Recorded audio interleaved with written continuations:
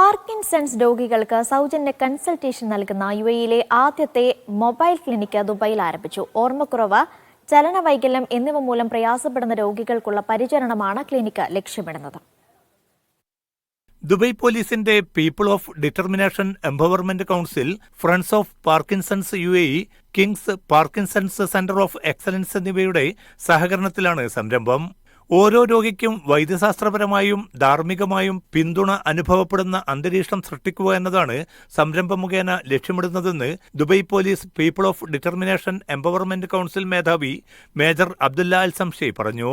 സൗജന്യ കൺസൾട്ടേഷൻ നൽകുന്ന mobile ക്ലിനിക്കിലൂടെ Parkinson's രോഗികളെ ശാക്തീകരിക്കാനുള്ള നടപടികൾക്കും രൂപം നൽകും.